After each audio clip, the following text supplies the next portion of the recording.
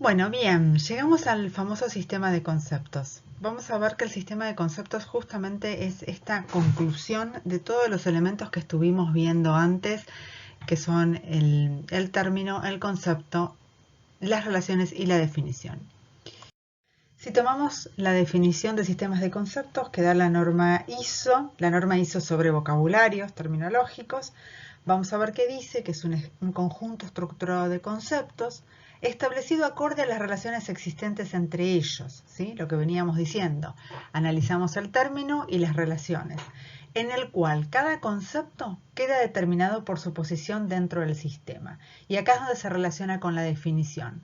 Nosotros habíamos dicho que la definición justamente va a tomar en cuenta las características esenciales de ese concepto, pero específicamente va a quedar definido según qué posición tenga en este sistema de conceptos.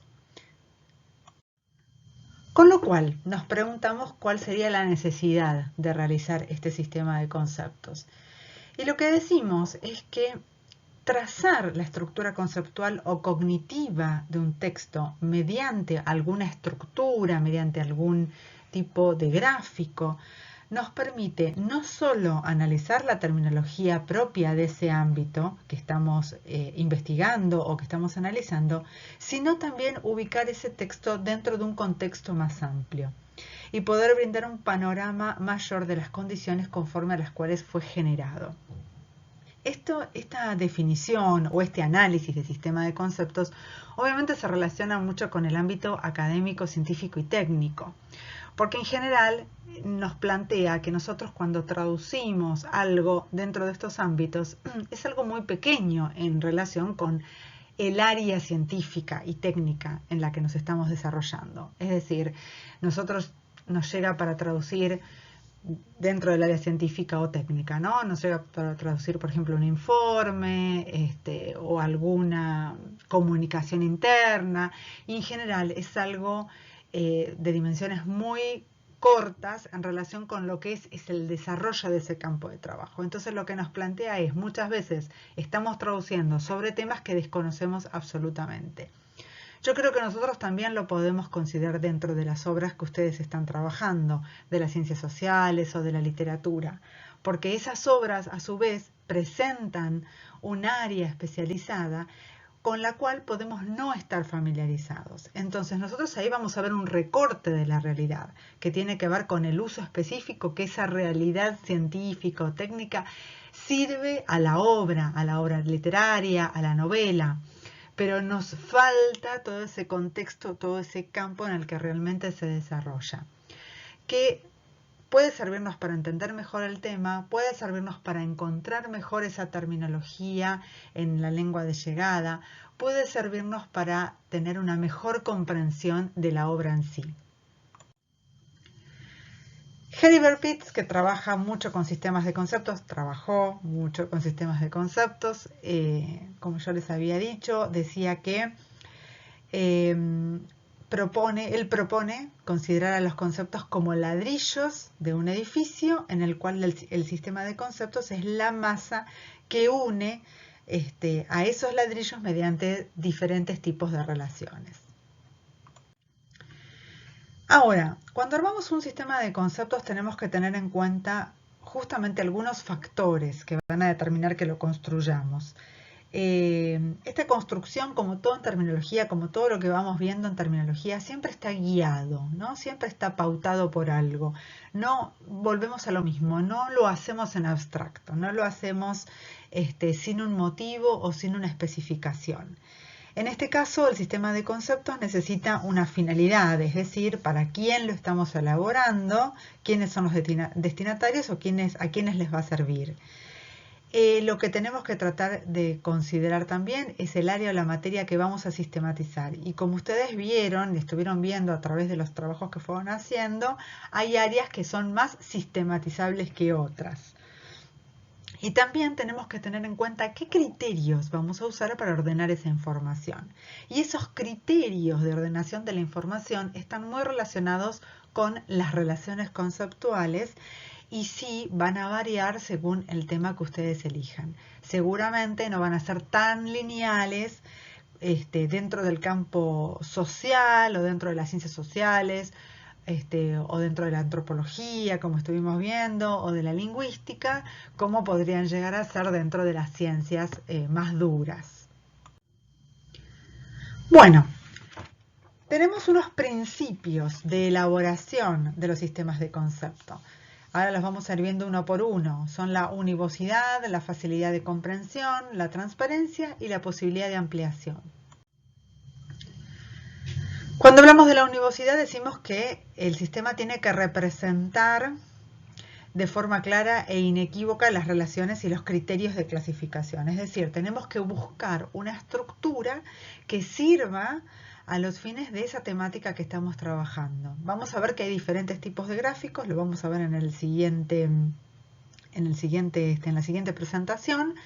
Y que tenemos que ver cuál es la que se ajusta mejor a esa área de conocimiento que estamos trabajando. Por otro lado, tiene que ser fácil de entender, o sea, una fácil comprensión.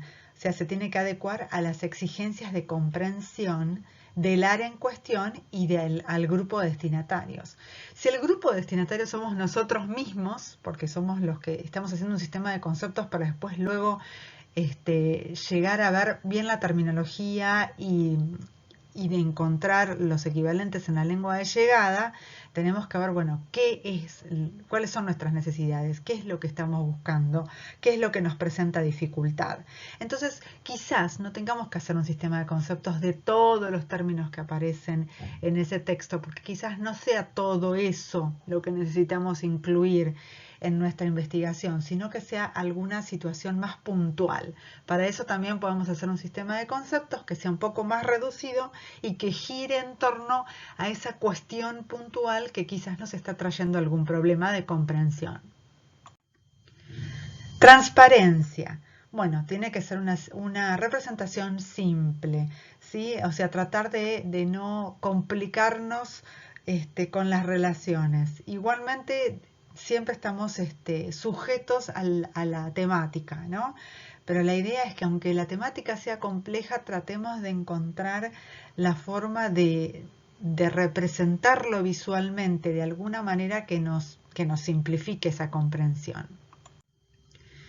Y la posibilidad de ampliación existe en todo tipo de sistema de conceptos y yo creo que en todo tipo de temáticas, porque nosotros podemos llegar a armar un sistema conceptual de un área determinada, dentro de una obra determinada, que quizás en esa obra se termina, ¿no? O sea, la obra por ahí trata solamente si hablamos, por ejemplo, de una de las obras que ustedes me habían contado, que tiene el interrogatorio en juicio, por ejemplo. Bueno, nuestro sistema de conceptos solamente va a abarcar ese interrogatorio en juicio, pero quizás ese sistema de conceptos para el futuro, o si tenemos que hacer algún trabajo un poco más complejo sobre el área judicial, ese mismo trabajo se puede ampliar, ¿sí? Lo pueden llegar a trabajar dentro del mismo campo y del mismo tema y pueden seguir agregando información con otra documentación, que eso es también algo que vamos a ver en la próxima unidad.